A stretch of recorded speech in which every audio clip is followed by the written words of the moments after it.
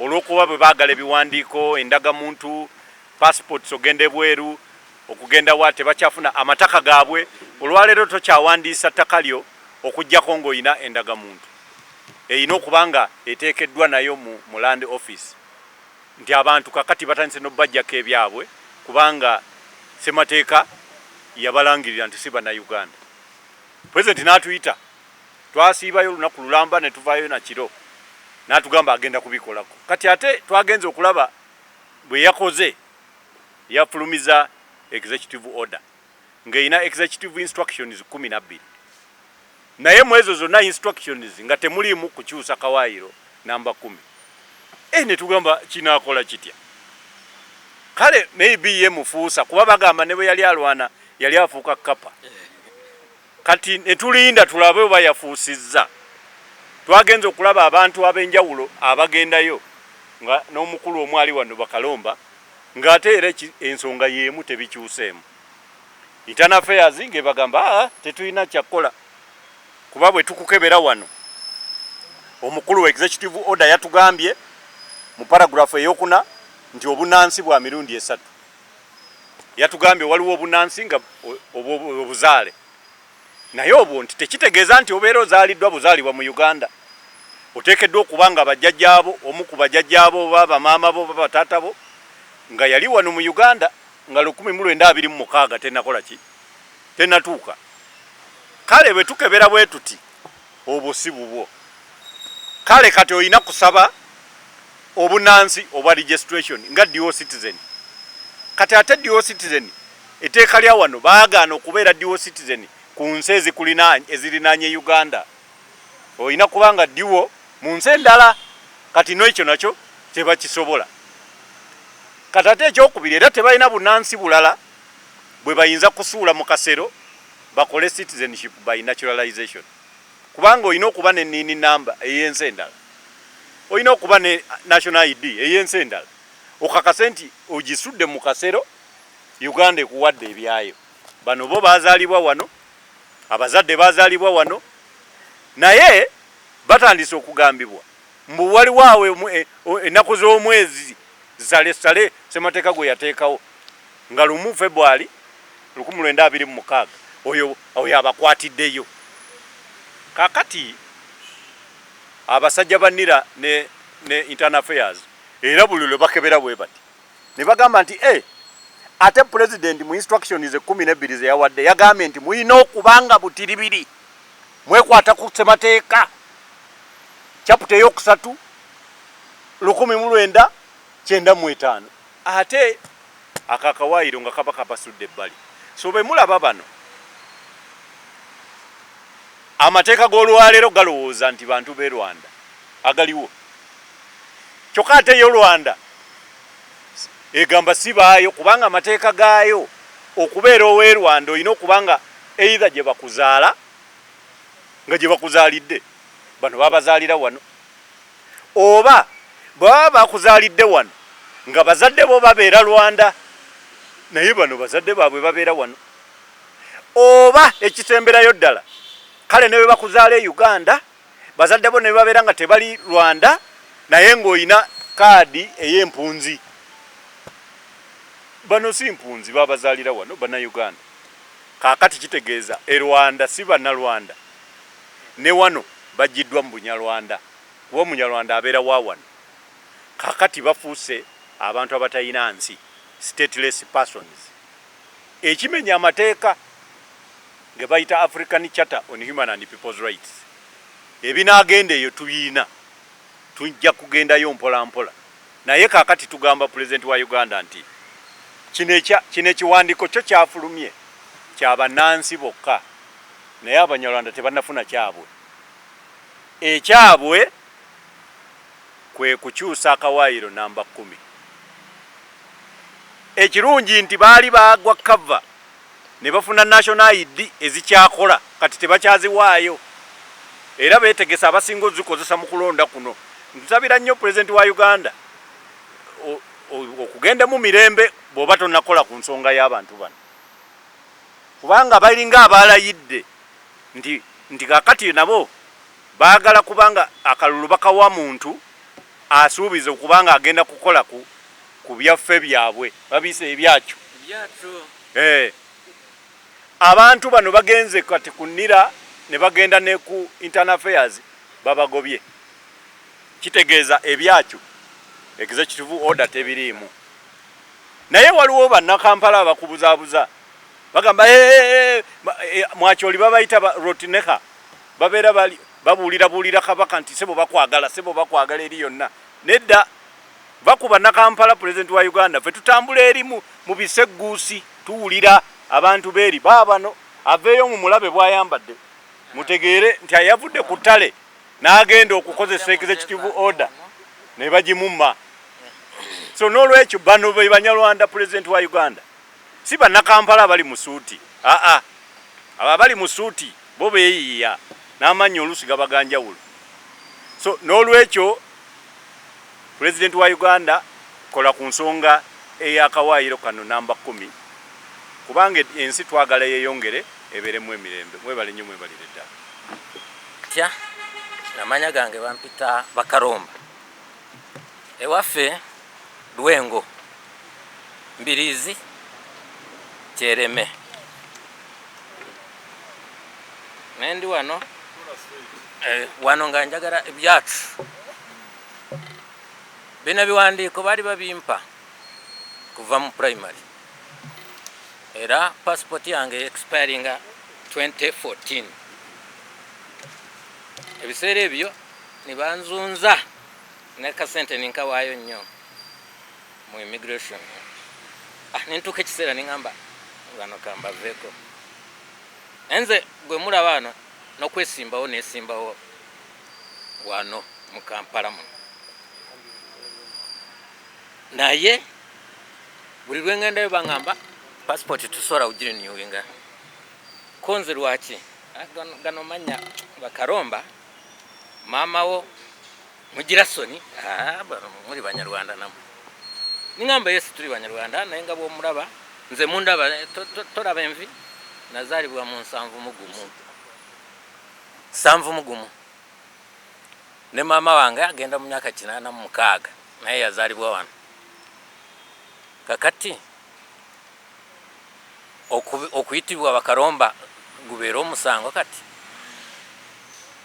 mugira soni muka musoni batani bange musoni nagwo guba omusango tubadde tugamba mutugambira abasajja ba internal affairs ne president Museveni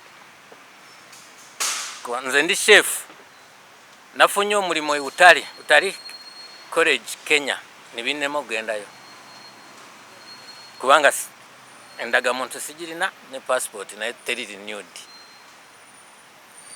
mumutugambire atusaasire bw'abanga kyakutusaasira atuwe ebiwandiiko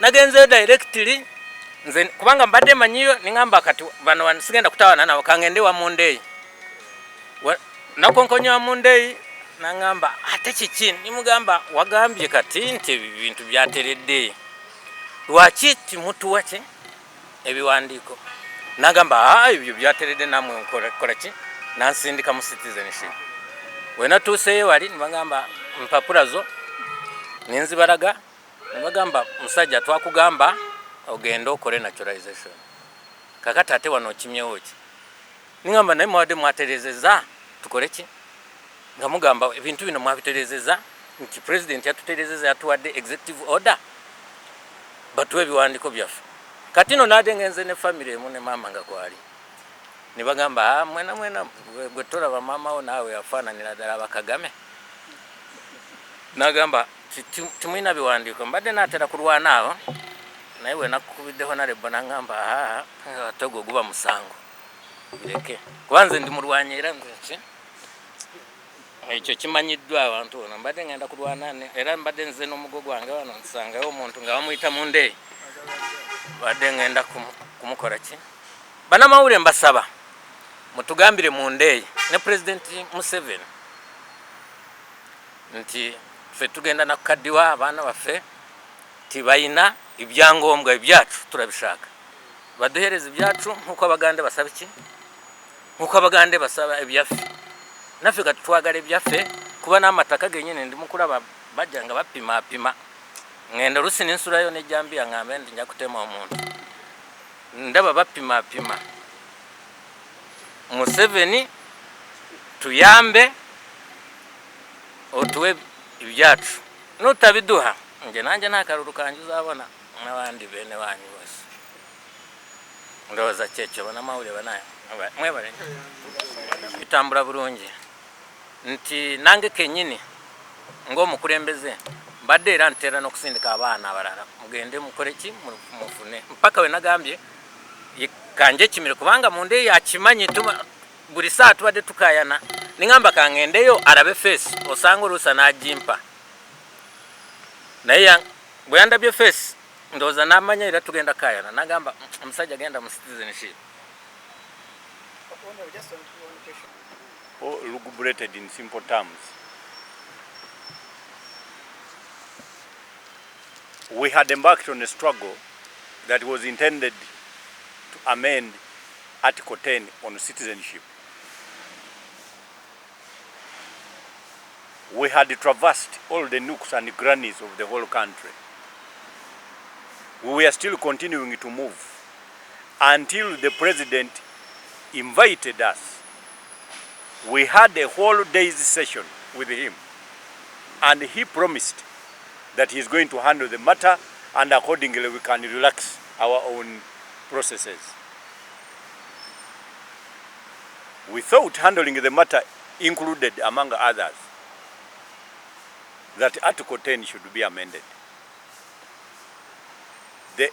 The president instead issued an executive order or a set of instructions. They call them executive instructions. There are 12 instructions. None of the instructions include amendment of Article 10. Instead, the order, particularly, and I am going in seriatim to address you on the order as it is. Paragraph 4 of the order that was given by the president gives 3 types of citizenship that are recognized in Uganda. The first type being a citizenship by birth, the other one by registration, and the third one by naturalization. Now, the Banyarwanda with roots beyond the borders of Uganda, whose grandparents arrived in Uganda before 1926, do not follow under the current law anywhere under this provision. Under the law, Article 10, they are not citizens of Uganda by birth. They are not under Chapter 3. They are not citizens by registration because they were born in Uganda. Accordingly, you don't need to register. They never actually registered because they had national identity cards as citizens of Uganda by birth, which cards are expiring. Some are expired, others are expiring this year. Then, they are not citizens of Uganda by naturalization because they were born here. In fact, they don't follow anywhere here. Under the current bad law, they are not citizens of Uganda. So therefore, this executive order does not address any of them. It doesn't address any of the problems of these people. And I will take you through why.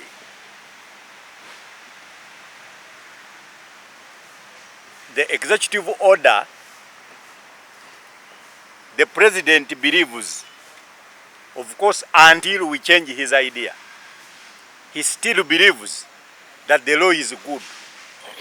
The law that declares these people non-citizens when they are born here, the president believes it is still a good law, and the executive order is for purposes of proof of citizenship.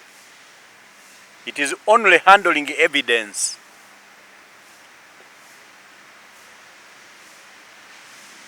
Therefore, it is very succinct, first of all. When the president is writing it, he is very clear that any immigration official, any official of NIRA, while handling his business, must have very strict regard to the provisions on citizenship of the 1995 Constitution. Now that is where the executive order collapses immediately in as far as the problem of Banyarwanda is concerned. So, the executive order addresses concerns of only indigenous citizens located in Mpororo, Chisoro, Ntungamo, and parts of Kabale. All Banyarwanda located elsewhere without descent from those areas cannot prove citizenship by birth. In fact, all Banyarwanda whose grandparents arrived in Uganda after 1926, according to Article 10, whether you are born here,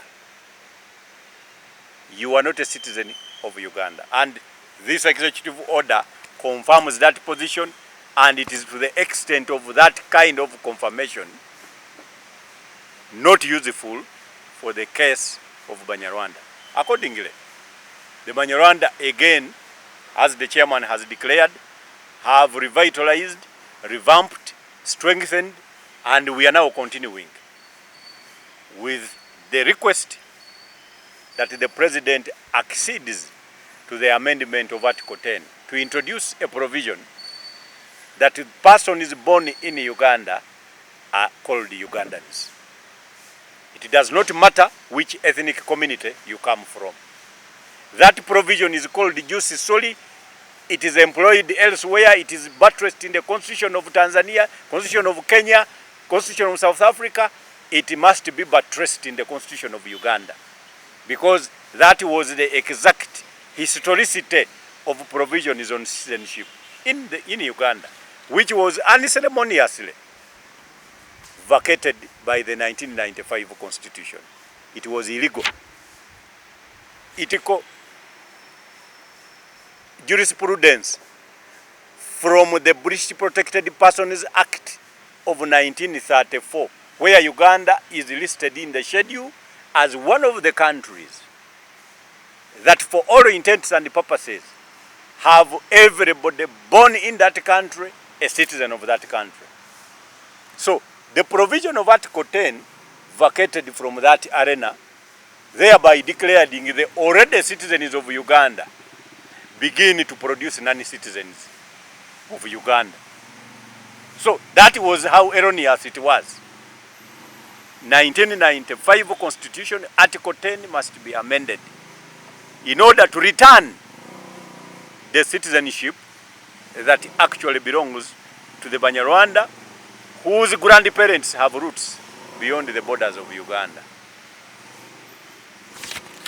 10 amendment, we have been moving almost in each and every part where our people are settled, trying to sensitize them to support the Article 10 amendment.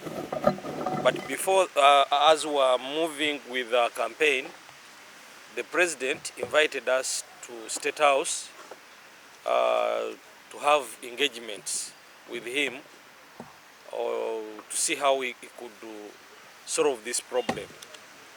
Then he promised to author a document which is called the Executive Order, that it would solve the problem of Banyarwanda accessing documents, essential documents, passports and national ID. But we have been informed by some of our people. I think we have one of them is here. Mr. Wakaromba is going to give you, is going to talk to you and inform you about what is going on with immigration. We thought initially that maybe that document, that executive order, is going to help our people access those documents, passports and national ID, but still the problem is still ongoing. So we have invited you today to inform you that we are going to revamp our campaign. We are going to continue sensitizing our people and seeking support for the amendment of Article 10 by signing in our book, which is in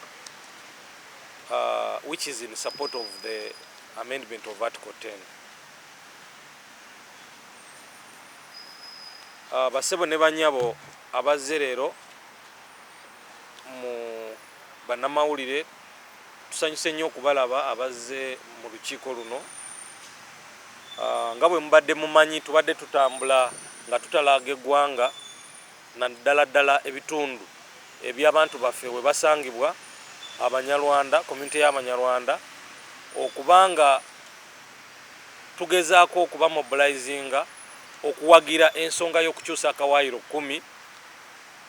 Naye bwe tubadde tutambula president w'eggwanga yatuyita mu State House okugezaako okulaba ngeri ki problem eno gyeyinza okubanga bagimalirizamu, obuzibu buno engeri gye bayinza obumalirizamu, era ne tugendayo ne tugezaako munnyonnyola nti obuzibu buli ku mateeka, buli ku Article 10.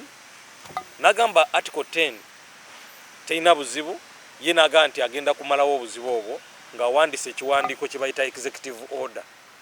Era executive order eyo yagiwandiika ne tulowooza nti egenda kuyamba abantu baffe okubanga basobola okufuna passport n'endagamuntu. Naye kiriwo abantu baffe bali mugenda ku immigration okufuna passport, babagamba nti balina kusaba butuuze, balina kusaba naturalization oba process gye bayita naturalization, balina kusaba butuuze okubanga basobola okufuna passport ne national ID. So obuzibu mulaba nti obuzibu bukyaliwo, tewali kintu n'ekimu kyabadde kukyuka, era tuli mu tumanyisa eggwanga nti tugenda kuddamu we twakoma okubanga tutalaaga eggwanga lyonna lyonna naddala ddala awali community yaffe, okubanga tubasaba okuwagira okukyusa etteeka akawaayiro 10 okubanga basobola okufuna ebiwandiiko bino ebyenkizo nga bannansaabala bwe bandibadde babifuna, kubanga ekintu kye twayogera kye kimu, era ne aba immigration kye boogera nti etteeka libalagira kuwa abo indigenous community ezaaliwo 1926 nga 1 February. Abanyarwanda abalala bonna balina kusaba ki? Balina kusaba butuuze, citizenship by naturalization. So nja kusaba omu ku bo